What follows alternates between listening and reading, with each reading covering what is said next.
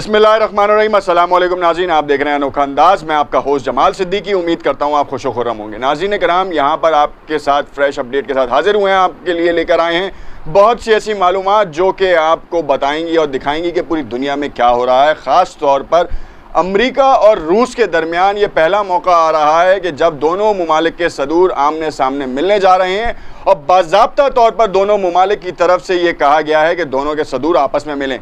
मार्च में होने वाले इंटरव्यू में कहा गया कि ये कातिल है। और किसने कहा? ये थे अमेरिका के सदर, जो कि अभी हालिया कुर्सी पे बराजमान हुए हैं, और उन्होंने रूस के व्लादिमीर पुतिन को ये बात कही है। और इसके बाद कशीदगी में इजाफा हुआ, और इस कशीदगी के इजाफे की वजह से कौन कौन से मकासद, कौन कौन से मफादात को नुकसान पहुंचा, रूस ने अमेरिका के कौन से मफादात को नुकसान पहुंचाया और अमेरिका ने रूस के कौन से मफादात को नुकसान पहुंचाया। और इसका सबसे बड़ा जो असर है वो मिडल ईस्ट की सियासत पर आया, और देखा गया कि मिडल ईस्ट के मामलात जो हैं वो इतने ऊपर नीचे हुए कि वहाँ पर गज़ा और इसराइल की भी जो झड़प है वो सिर्फ़ और सिर्फ इन्हीं दोनों के दरमियान कही जा रही है कि इन्हीं दोनों की वजह से हुई है। कंट्रोवर्सीज जन्म लेती जा रही हैं। आखिरकार मामला क्या है, इस हवाले से हम आपको अपने इस व्लॉग में बताएंगे और देखेंगे कि मामलात कहाँ जा रहे हैं। इस वक्त आपको बताते चलें, मगर उससे पहले आपसे इल्तमास करेंगे कि जो नए आने वाले हैं हमारे चैनल को ज़रूर सब्सक्राइब कर लें और हमारे फेसबुक पेज को लाइक ज़रूर कर लें और बेल के आइकन को ज़रूर प्रेस कीजिएगा। यहाँ पर सबसे पहली अपडेट और सबसे पहली खबर आपको बताते चलें कि 16 जून को जनेवा में होने वाली मुलाकात, जो कॉन्फ्रेंस है उसमें होने वाली मुलाकात होगी अमेरिका के सदर और व्लादिमीर पुतिन, जो कि रूस के सदर हैं। कहा यह जा रहा है कि सन 2014 के बाद से रूस और अमेरिका के ताल्लुकात जो हैं वो इंतहाई कशीदा हो गए हैं, और इन दोनों ममालिक के कशीदा ताल्लुकात को ख़त्म करने के लिए ये मुलाकात बहुत ज़रूरी है। कहा यह भी जा रहा है कि ये दोनों ममालिक ने अपने अपने जो रूल्स हैं उसमें ये बात तय कर ली है कि ना अमेरिका रूस का दोस्त है और ना ही रूस अमेरिका का दोस्त है, क्योंकि अमेरिका की तरफ से ये इल्ज़ाम लगा कि इलेक्शंस को सबोटाज करने में रूस के लोगों का हाथ था। इसी तरीके से अमेरिका ने एक और इल्ज़ाम लगाया कि उन्होंने 2 अमेरिकी शहरियों को रूस में पकड़ा और उसके ऊपर इल्ज़ाम लगाया कि वो जासूस हैं और 16 साल की सज़ा दे दी उनको। दूसरी जानिब रूस ने अमेरिका के मफादात को शदीद तरीन नुकसान पहुँचाया मिडल ईस्ट में, और ख़ास तौर पे उन्होंने उन ममालिक को सपोर्ट किया जिन पे अमेरिका तसल्लुत चाहता था, या फिर इसराइल अमेरिका के थ्रू उन ममालिक में पेनिट्रेशन चाहता था। यानी कि सबसे पहले सीरिया, दूसरे नंबर पे इराक, जहाँ से आप देख सकते हैं कि ऑयल का जो ज़ख़ीरा है उसको कहा यह जा रहा है कि अमेरिका के जितने भी बेसेस हैं उनको सिक्योर करने में इजरायली इंटेलिजेंस का हाथ है, और साथ साथ जो ऑयल की ट्रांजैक्शन है, जो ऑयल के जो कुएं हैं उनके ऊपर जो असर रसूख करने के लिए इनका हाथ था। रशिया ने जो है वहाँ पे पेनिट्रेट किया, वहाँ पे पेनिट्रेट करने के बाद वहाँ की जो लोकल फोर्सेस थी उनको जो है वो एम्यूनेशन प्रोवाइड किया, फंडिंग की, ताकि वो अमेरिका और इसराइल के ख़िलाफ़ लड़ सकें। इसी तरीके से सीरिया में कुर्दिश मिलिट्री को जो है वो कुर्दिश जो फोर्सेस हैं, जो कबाइल हैं, उनको एम्यूनेशन दिया, उनको फंडिंग दी और कहा कि आप जो है वो इनको टारगेट करें। इसी तरीके से आप देख सकते हैं कि सीरिया की जो लड़ाई थी उसमें बहुत ही ज़्यादा मसलियतें आईं और बहुत ज़्यादा मुश्किलात का शिकार भी हुआ। फिर आप ये देख सकते हैं कि वहाँ पे अभी हालिया इलेक्शन हुए, वहाँ पर इसराइल ने अपना एक कैंडिडेट जो है वो वेलकम किया, मगर उसको अवाम ने मुस्तरद कर दिया। 95% की वोटिंग के साथ बशार अल असद जो हैं वो सीट पे बुरा जमान हुए।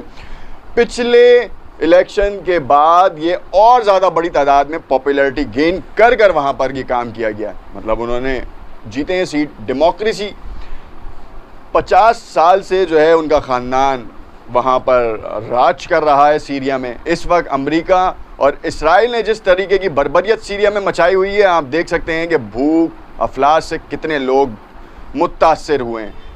इसी तरीके से दूसरी जानिब अगर हम आ जाएं तो यहाँ पे आप देख सकते हैं कि यमन में जो जारी जंग है, सऊदी कोलिजन लेड फोर्स जो कि मुश्तरका ममालिक की फ़ौज है, वो हूसियों के ख़िलाफ़ जो है बरसरे पैकार है और उनके ऊपर काबू नहीं पा रही। अब एक तरफ कहा जा रहा है कि इनको अमेरिकन सपोर्ट हासिल है। सऊदीया जो है वो अमेरिकन सपोर्ट, अमेरिकन एम्यूनिशन जो है वो यूज़ कर रहा है, जिसकी आपको वाज़े मिसाल $23 अरब की एक वक्त में डील को पोस्टपोन किया गया और दूसरे ही लम्हे उसको इनॉग्रेट कर दिया गया, यानी कि उसको रिज्यूम कर दिया गया। जो यूएई की थी, जिसमें F-35 प्लेन्स थे, उसमें बैलिस्टिक मिसाइल्स थे, उसमें रॉकेट्स थे, उसमें ड्रोन टेक्नोलॉजी थी, और कहा यह जा रहा था कि हूसियों को जो है वो ड्रोन की मदद से मारा जाएगा। और रेड सी और इस पूरे सी बेल्ट के ऊपर जो है वो मॉनिटरिंग के लिए ये निज़ाम दिया गया है। इसके साथ साथ अमेरिका ने अपनी यूएस नेवी फ्लीट 5 जो है वो वहाँ पर पूरे खित्ते में राउंड कर रही है, और उस राउंड की वजह से जितने भी मिडल ईस्ट के ममालिक हैं वो उसको पे करते हैं, क्योंकि सिक्योरिटी उनके हाथ में। मगर उसके बाद भी आपने देखा कि ऑयल की जितनी भी शिपमेंट्स होती हैं, जितने भी जाजन पोर्ट हो या कोई सा भी पोर्ट हो सऊदीया का, उसके ऊपर अटैक हो जाता है, अरामको और पाइपलाइंस को उड़ा दिया जाता है। How is this possible? कुछ नहीं कह सकते। तैयारा शिकन तोपें नस्ब हैं मगर वो काम नहीं करती। कैसे ड्रोन जो है वो सऊदीया की टेरिटरी में चले जाते हैं, समझ नहीं आता। अब यही बात जो है वो अमेरिका के लिए तशवीश का बाइस थी, या समझ लें पैसे कमाने का और बड़ा ज़रिया था। रूस ने इंटरवीन किया सीरिया के मामलात को हल कराने के लिए। सीरिया में अपना एक पूरा जो कह लें आप एक एयरपोर्ट बेसिकली उन्होंने अपना रशियन बेस वहाँ पे इस्टेब्लिश की, और अमेरिका की मदाखलत को ख़त्म करना शुरू किया। इसी तरीके से ईरान को सपोर्ट करना शुरू किया। ईरान के साथ सन 2000 से बुशीर न्यूक्लियर रिएक्टर के साथ काम हो रहा था। अमेरिका को ये बात एक आंख ना भाई, उन्होंने फ़ौरन ईरान के साथ न्यूक्लियर डील के ऊपर कोशिशें तेज़ कर दी। मगर ईरान का स्टांस बड़ा क्लियर था। ईरान कुछ भी करता रहा हो अपनी इकॉनमी को सस्टेन करने के लिए, कहीं से कोई इल्लीगल चाइना को ऑयल दे रहा हो या इंडिया को ऑयल दे रहा हो, मगर अपनी आवाम को सस्टेन करने के लिए, अपनी इकॉनमी को सस्टेन करने के लिए काम किया। रशिया और रूस पहली बार ऐसा हो रहा है कि जून 16 तारीख को अमेरिका और रशिया जो है वो 16 जून को आमने सामने आ रहे हैं, और उनमें ये तमाम मामला डिस्कस होने की कह लें कि आप एक वो की जा रही है, प्रेडिक्शन की जा रही है कि ये दोनों सदूर जो हैं वो इन तमाम मामलात के हल के लिए आगे बढ़ेंगे और देखेंगे कि खित्ते में कैसे अमन कायम होगा। ख़ास तौर पे इसराइल की बढ़ती जारियत को रोकने के लिए जो है वो रूस ने पहले ही एक बयान दिया था कि अगर फ़लस्तीन के ऊपर से इसराइल अपनी फ़ौज पीछे नहीं हटाता तो यही रूस जिसने क्रीमियन के ऊपर जो है वो अपनी फ़ौज भेजी थी वो इसराइल पे भी भेज देता। और इसी धमकी के चलते हुए इजिप्ट के साथ डील पैक की गई, ब्रोकर बनाए इजिप्ट, और सीज़ फायर हुआ हमास के पॉइंट्स के ऊपर। मगर अभी भी इसराइल अपनी नापाक हरकतों से बाज नहीं आ रहा।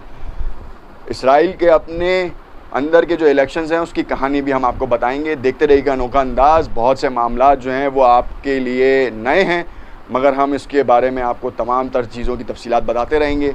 देखते रहिएगा अनोखा अंदाज़। कमेंट्स में अपनी राय से ज़रूर आगाह कीजिएगा। शुक्रिया।